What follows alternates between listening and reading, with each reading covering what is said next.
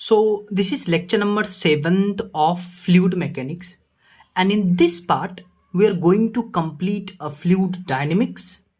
And from next class, we will study about fluid statics, right? So, let's study about lecture number 7, and in this part, we will study about fluid dynamics. सबसे पहले हम पढ़ने जा रहे हैं Bernoulli's theorem जो last class में हमने पढ़ा था उसका एप्लीकेशन पढ़ेंगे. So we are going to talk about application of Bernoulli's theorem, जिसमें सबसे पहले हम पढ़ेंगे वेंचुरी मीटर और वेंचुरी ट्यूब या जिसको फ्लो मीटर भी कहते हैं. देखिए वेंचुरी मीटर में क्या होता है मैं आपको बताता हूँ. आपको दिख रहा होगा एक बेसिकली एक वेंचुरी मीटर है और यहाँ पे एक यू शेप का ट्यूब रखा हुआ है. अब ध्यान से सुनिए, इस वाले पॉइंट को हम 1 मार्क करते हैं और इस वाले पॉइंट को 2 मार्क करते हैं. अब आप ध्यान से सुनिए तो 2 वाले पॉइंट पे अब आप देखिए यहाँ का एरिया कम है, तो 2 वाले पे एरिया कम है, तो आपको पता है एरिया इंटू वेलोसिटी कांस्टेंट होता है, ये तो आपको पता है. अगर एरिया यहाँ कम है तो यहाँ पे वेलोसिटी ज्यादा होगा 2 पॉइंट पे. और अभी लास्ट क्लास में आपने पीवी ट्रेड ऑफ पढ़ा था.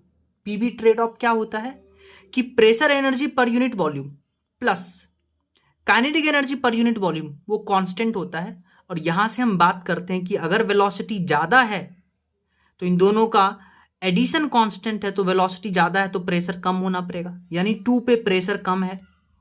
अब आप इस फर्स्ट पॉइंट पे बात करिए. फर्स्ट पॉइंट पे एरिया ज्यादा है और अगर एरिया ज्यादा होगा तो वेलोसिटी कम होगा, और अगर वेलोसिटी कम होगा तो प्रेशर ज्यादा होगा. इतनी बात आपको समझ में आनी चाहिए. डन. अच्छा, तो यहां से हमने सीखा कि फर्स्ट पॉइंट पे प्रेशर ज्यादा है सेकंड पॉइंट से. तो यहां अगर प्रेशर ज्यादा है तो देखिए प्रेशर ज्यादा होने के कारण जो लिक्विड है वो थोड़ा सा नीचे शिफ्ट कर गया और इधर थोड़ा सा ऊपर शिफ्ट कर गया.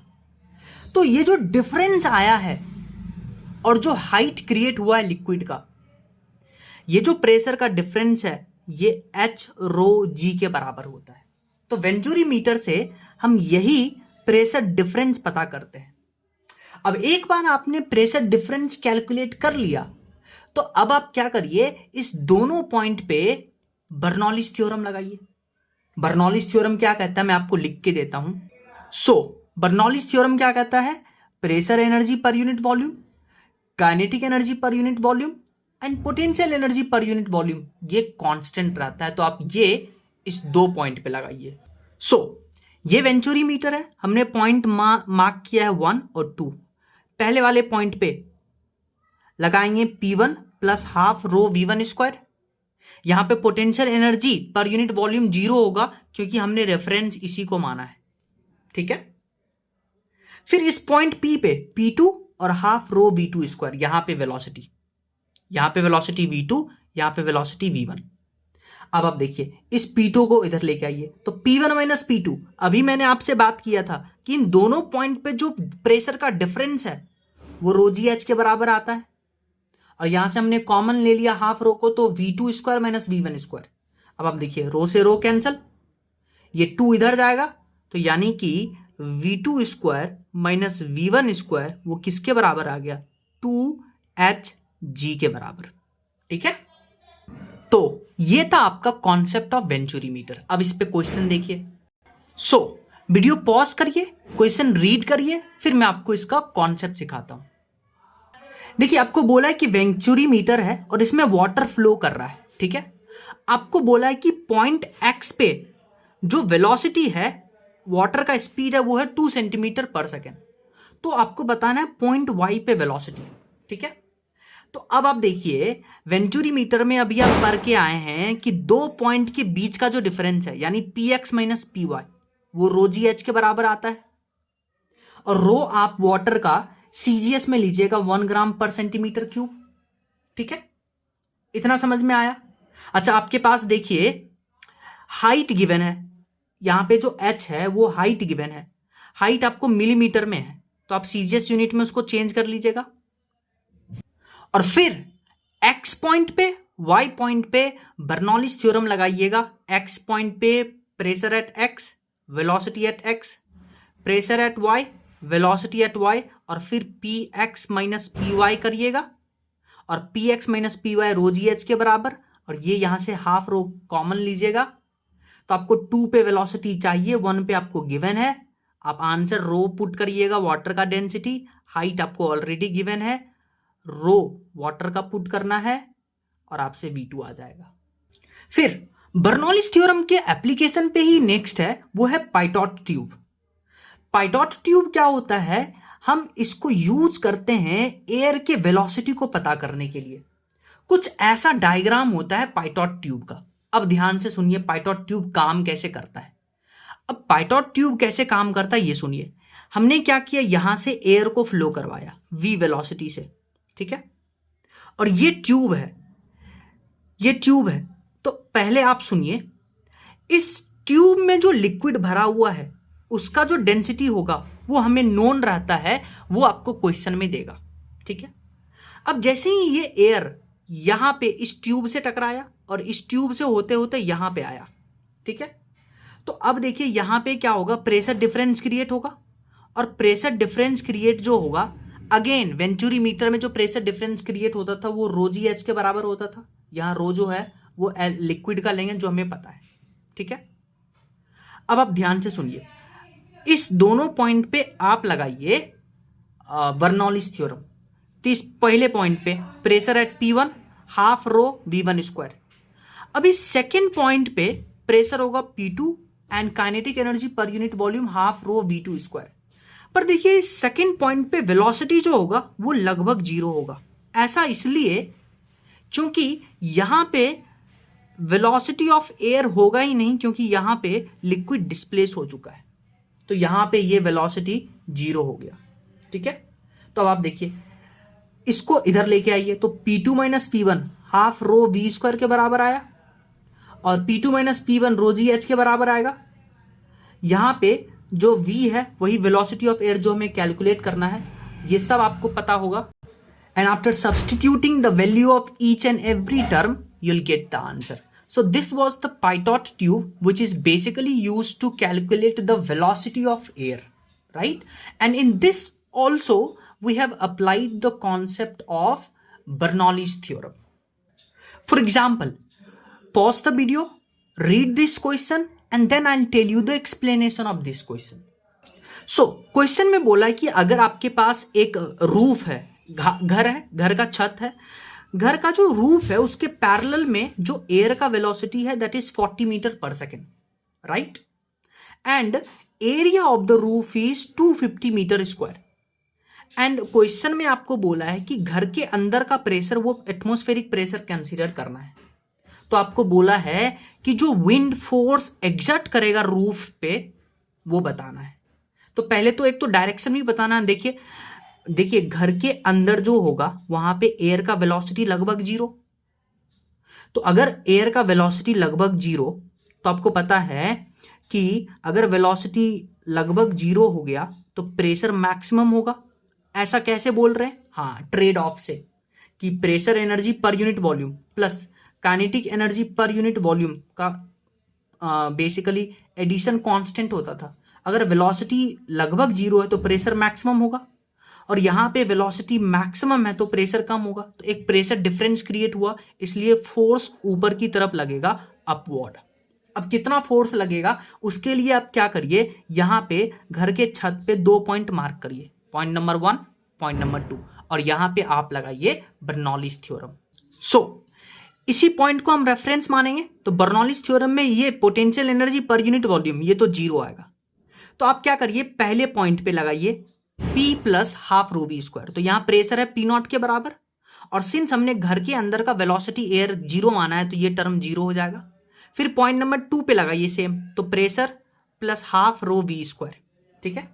अब आप क्या करिए, इन दोनों का डिफरेंस लीजिए, इस P को इधर ले आइए, तो P0 माइनस P हो जाएगा हाफ रो V स्क्वायर। अब आप देखिए चेंज इन प्रेशर आया है, क्योंकि P0 minus P change in pressure, और आपको पता है चेंज इन प्रेशर होता है फोर्स अपॉन एरिया, तो इसके जगह पे हम लिखेंगे फोर्स अपॉन एरिया। हमें फोर्स ही निकालना है तो एरिया को इधर मल्टीप्लाई करेंगे।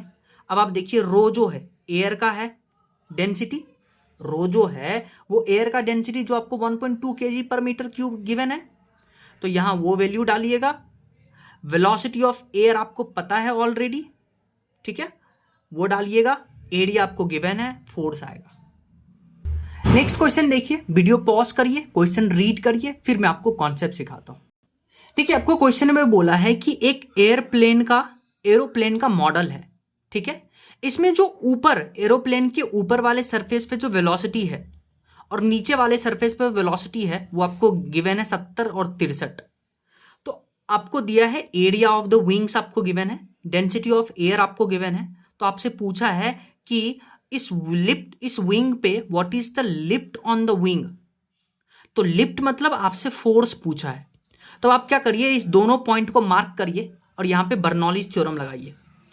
तो इस पॉइंट पे P1 plus half rho V1 square और इस पॉइंट पे P2 plus half rho V2 square. फिर आप क्या करिए, इस P1 को इधर लेके आइए, ठीक है। तो P2 माइनस P1 हो जाएगा, हाफ रो कॉमन लिए V2 square minus V1 square. और आपको पता है चेंज इन प्रेशर वो फोर्स अपॉन एरिया के बराबर आता है। एरिया को इधर मल्टीप्लाई करिएगा तो आपके पास फोर्स आ जाएगा half rho V2 square minus V1 square. ये रो क्या है, हाँ यहां जो आपको एयर का डेंसिटी गिवन है। ये V2 क्या है, हाँ जो हायर वेलोसिटी गिवन है ना, जितना ये दोनों में हायर क्वांटिटी कौन है ये, तो यहां 70 का स्क्वायर माइनस 63 का स्क्वायर, एरिया आपको गिवन है, फोर्स आएगा। नेक्स्ट क्वेश्चन देखिए, वीडियो पॉज करिए, क्वेश्चन रीड करिए, फिर मैं आपको इसका सॉल्यूशन बताता हूं। देखिए क्वेश्चन में आपको बोला है कि एक वायर है जिसका पहले लेंथ था L और एरिया था A और फिक्स सपोज से ये हैंग कर रहा है। फिर हमने क्या किया, जो लेंथ है इस वायर का वो चेंज हो गया L1 से। कब, जब हमने m मास का ऑब्जेक्ट इससे सस्पेंड किया था फ्री एंड पे। तो आपको बताना है the expression for Young's modulus. आपको पता है यंग्स मॉडुलस होता है स्ट्रेस अपॉन स्ट्रेन, स्ट्रेस होता है फोर्स अपॉन एरिया, स्ट्रेन होता है change in length upon original length. Change in length होगा L final minus L initial. L final कितना था L1, L इनिशियल कितना था L, तो चेंज इन लेंथ हो गया L1 minus L divided by L। आप इसको अरेंज करिएगा, आपके पास यंग मॉडुलस आ जाएगा। अब हम एक नया टॉपिक स्टार्ट कर रहे हैं, दैट इज विस्कोसिटी, ठीक है।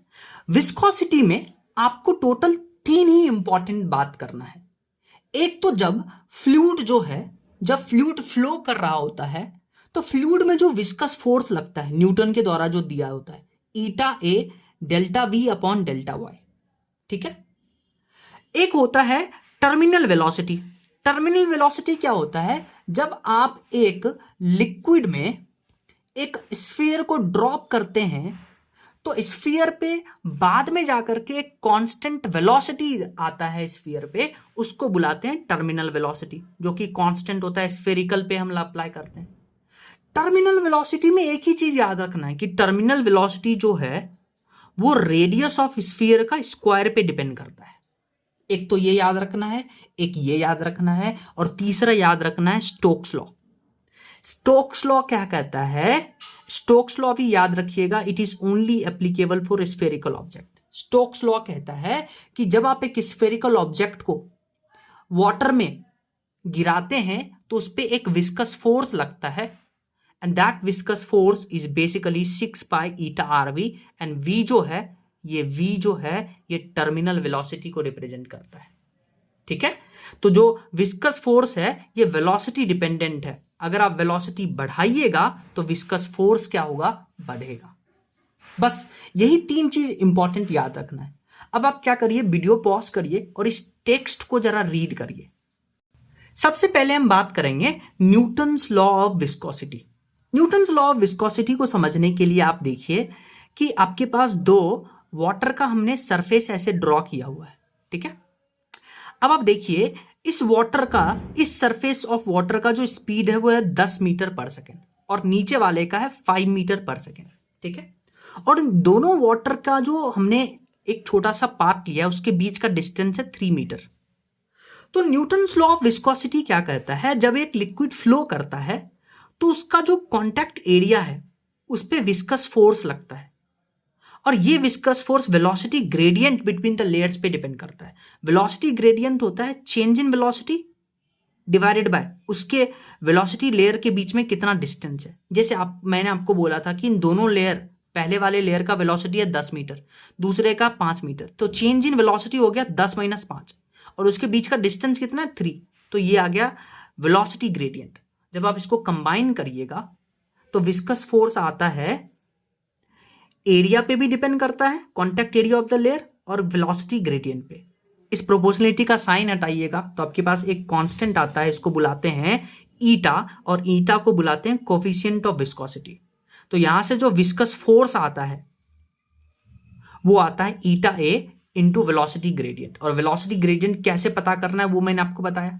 ठीक है, तो ये फॉर्मूला आप याद रखिएगा कि viscous force is equal to eta into area into velocity gradient, यानी कि delta v upon delta Y.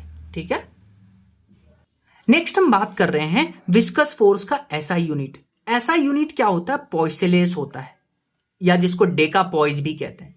तो जो भी कैलकुलेशन करिएगा आप डेका पॉइस में करिएगा। ठीक है, और याद रखिएगा इसका जो सीजीएस यूनिट होता है वो पॉइस होता है, और डेका पॉइस और पॉइस में रिलेशन होता है 1 deca poise is equal to 10 poise, यानी यहां से बोल सकते हैं कि 1 poise is equal to 1/10 deca poised.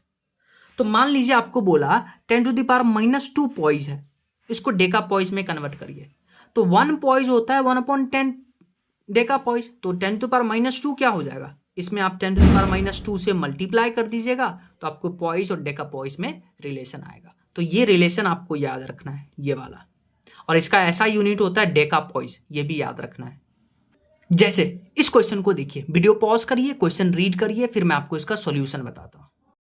देखिए क्वेश्चन में आपको बोला है कि एक वुडन प्लेट है जिसका एरिया आपको गिवन है, और ये बोल रहा है कि वाटर के सरफेस पे फ्लोट कर रहा है, और हम इसको क्या कर रहे हैं, एक 2 मीटर पर सेकेंड की स्पीड से इसको एक टेंजेंशियल फोर्स लगा करके इधर ले जा रहे हैं।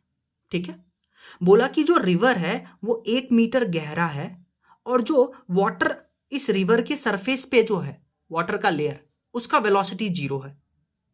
तो आपको बताना है कि इस टेंजेंशियल फोर्स, ये टेंजेंशियल फोर्स कितना होगा, ताकि इसको हम 2 मीटर पर सेकेंड से इधर की ओर मूव करवाएंगे। और आपको coefficient of viscosity of water वो आपको गिवन है 10⁻² पॉइस। देखिए ये सीजीएस यूनिट में है, डेका पॉइस होता है एसआई यूनिट, तो पहले इसको आप एसआई यूनिट में चेंज करिएगा। कैसे? 10⁻² पॉइस जो होता है वो 10⁻³ डेका पॉइस के बराबर होता है। ठीक है, ये याद रखिएगा। अब आप देखिए यहां पे आप लगाइएगा न्यूटन्स लॉज ऑफ मोशन। क्या, कैसे है? देखिए जब ये बेसिकली वुडन प्लेट आगे मूव करेगा तो विस्कस फोर्स पीछे लगेगा। विस्कस फोर्स क्या है? लिक्विड के 2 सरफेस के बीच में जो फ्रिक्शन फोर्स है वही विस्कस फोर्स है। तो जब ये वुडन प्लेट आगे मूव करेगा तो इस पे विस्कस फोर्स पीछे की ओर लगेगा, और यानी कि ये लगा विस्कस फोर्स, यानी कि ईटा into area into change in gradient velocity, gradient of velocity, और आगे लगा रहे हैं टेंजेंशियल फोर्स, तो इधर मूव कर रहा है, तो आप न्यूटन्स लॉज ऑफ लिखिएगा, tangential force minus viscous force equal to mass into acceleration. अब कांस्टेंट से मूव करवा रहे हैं तो एक्सेलरेशन 0 हो गया, तो यानी कि tangential force will be equal to viscous force. अब विस्कस फोर्स निकाल सकते हैं, एरिया आपको गिवन है, एरिया आपको गिवन है कितना, 10 metre square. Gradient of velocity कैसे निकालेंगे? चेंज इन वेलोसिटी, मतलब ऊपर वाले सरफेस का वेलोसिटी माइनस नीचे वाले का, ऊपर वाले का 2, नीचे वाले का 0, क्योंकि उसको बोला है रेस्ट पे, और इसके बीच का डिस्टेंस है 1, तो ग्रेडियंट ऑफ वेलोसिटी आ गया। एरिया आपको गिवन है, ईटा आपको गिवन है, जो पॉइस में था उसको डेका पॉइस में कन्वर्ट करेंगे, आंसर आएगा। अब हम बात करते हैं टर्मिनल वेलोसिटी के बारे में। तो मान लीजिए एक स्फेरिकल ऑब्जेक्ट है, ये देखिए, जिसका रेडियस हम लेके चल रहे हैं r। ठीक है, रेडियस हम r लेके चल रहे हैं। जब आप इसको वाटर में इसको फेंकते हैं, तब आप देखिए एक तो इस स्फीयर पे उसका mg लगेगा, और न्यूटन ने बोला था कि जब आप एक स्फेरिकल ऑब्जेक्ट को वाटर में फेंकते हैं तो उसके ऊपर विस्कस फोर्स लगता है, जिसका वैल्यू होता है 6 पाई ईटा RV। ठीक है, अब जैसे जैसे इस स्फीयर का नीचे वेलोसिटी बढ़ेगा तो आपको पता है विस्कस फोर्स बढ़ेगा, और एक ये स्फीयर वाटर में है तो इस पे बॉयंसी फोर्स लगेगा, एफ थ्रस्ट, जो कि किसके बराबर होगा, सिग्मा GV, इसके बराबर लगेगा। ये विस्कस बेसिकली एफ थ्रस्ट है, ये रो क्या है? वाटर का डेंसिटी। वी क्या है? कि कितना वॉल्यूम ऑक्यूपाइड है स्फीयर का। इतना समझ में आया? अब देखिए ध्यान से सुनिए क्या होगा। जैसे जैसे ये स्फेरिकल बॉल नीचे आएगा उसका वेलोसिटी बढ़ेगा, विस्कस फोर्स बढ़ता जाएगा, और एक टाइम ऐसा आएगा कि ये विस्कस फोर्स और अपथ्रस्ट, पहले तो आप ये सुनिए कि ये बॉल नीचे क्यों जा रहा था वाटर में? एमजी के कारण, क्योंकि एमजी डोमिनेट कर रहा था दोनों फोर्स पे। लेकिन एक टाइम आएगा जैसे जैसे वेलोसिटी बढ़ेगा इस बॉल का, विस्कस फोर्स बढ़ता जाएगा, एक टाइम आएगा कि इस एमजी को ये दोनों बैलेंस कर लेंगे, और जैसे ही बैलेंस करेंगे तब ये जो है स्फेरिकल ऑब्जेक्ट ये कांस्टेंट वेलोसिटी से नीचे जाएगा, एक्सेलरेट नहीं करेगा, एक्सेलेरेशन जीरो हो जाएगा, नेट फोर्स जीरो हो जाएगा, स्टीडी वेलोसिटी कांस्टेंट वेलोसिटी से ये स्फेरिकल ऑब्जेक्ट नीचे मूव करेगा, और इसी कांस्टेंट वेलोसिटी को हम टर्मिनल वेलोसिटी बताते हैं। तो टर्मिनल वेलोसिटी निकालने के लिए क्या करना है? बॉयंसी प्लस विस्कस फोर्स को mg के बराबर करना है। तो mg equal to buoyancy plus viscous force यानी 6 पाई ईटा आरबी। ठीक है। अब जब आप यहां पे मास को रखिएगा, वॉल्यूम होता है मास अपॉन डेंसिटी, तो मास होगा वॉल्यूम स्फीयर का into density of sphere into g, और बॉयंसी अभी मैंने आपको बोला था रो जी वी, वॉल्यूम क्या लिखिएगा स्फीयर का 4/3 pi r cube, rho into g plus 6 pi eta r, और वीटी को लिखेंगे टर्मिनल वेलोसिटी। तो यहां से टर्मिनल वेलोसिटी का ये फॉर्मूला आता है 2/9 रेडियस ऑफ स्फीयर इंटू जी, ये रो क्या है? डेंसिटी ऑफ स्फीयर, ये सिग्मा क्या है? डेंसिटी ऑफ लिक्विड जिसमें हमने इस स्फीयर को डाला है, और ईटा कोफिशिएंट ऑफ विस्कोसिटी। तो आपके पास टर्मिनल वेलोसिटी देखिए रेडियस ऑफ स्फीयर के डायरेक्टली प्रोपोर्शनल है। सो वीडियो पॉज करके आप इस टेक्स्ट को रीड करिए। ठीक है। अब जो टर्मिनल वेलोसिटी है वो आर स्क्वायर के डायरेक्टली प्रोपोर्शनल है। तो देखिए हमारे पास जो ग्राफ बनेगा कुछ ऐसा बनेगा, और एक टाइम बाद जाकर के वेलोसिटी कांस्टेंट हो जाएगा, इसको टर्मिनल वेलोसिटी कहते हैं। अब आप एक क्वेश्चन देखिए जो नीट 2018 में आया था। क्वेश्चन को समझाने के लिए सुनिए। हम क्या कर रहे हैं कि स्फेरिकल ऑब्जेक्ट को ड्रॉप कर रहे हैं, जैसे से ड्रॉप करेंगे तो इसका वेलोसिटी बढ़ेगा क्योंकि इसके ऊपर mg लग रहा है, और एक टाइम पे वेलोसिटी कांस्टेंट हो जाएगा, उसको टर्मिनल वेलोसिटी कहते हैं। अब आप देखिए जब इसका वेलोसिटी बढ़ रहा होगा तो काइनेटिक एनर्जी बढ़ रहा होगा, और सिंस हमने इसको रेफरेंस माना है तो रेफरेंस से नीचे आएंगे तो पोटेंशियल एनर्जी घटेगा।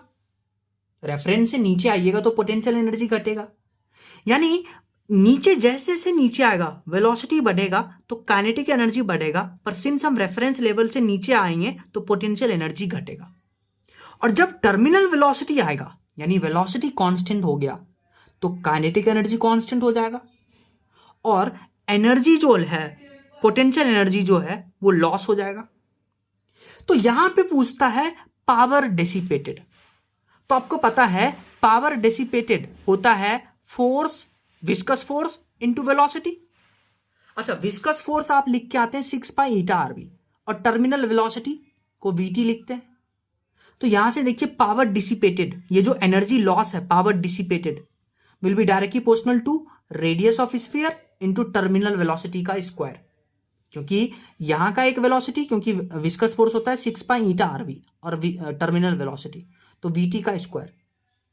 तो आपको पता है वीटी जो होता है टर्मिनल वेलोसिटी वो रेडियस ऑफ स्फीयर का डायरेक्टली प्रोपोर्शनल होता है, तो आर स्क्वायर उसका स्क्वायर। तो यहां से पावर डिसिपेटेड जो है रेडियस ऑफ स्फीयर का 5 पावर पे डिपेंड करता है। इस पावर डिसिपेटेड को हम rate of loss of heat भी कहते हैं। तो ये कॉन्सेप्ट याद रखिएगा।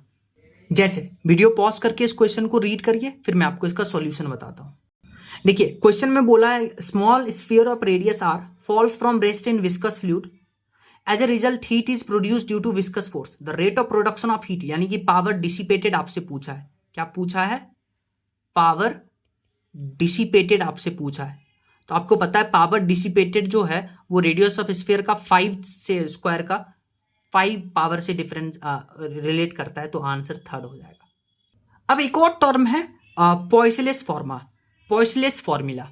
तो आप क्या करिए, वीडियो को पॉज करिए, सिर्फ इसको टेक्स्ट को रीड करना है, तो सिर्फ टेक्स्ट को रीड कर लीजिए। सिमिलर है रेनॉल्ड्स नंबर। वीडियो को पॉज करिए, इस टेक्स्ट को रीड करिए, और ये भी वीडियो पॉज करके इस टेक्स्ट को रीड करिए और ये वैल्यू आपको याद होना चाहिए, ठीक है।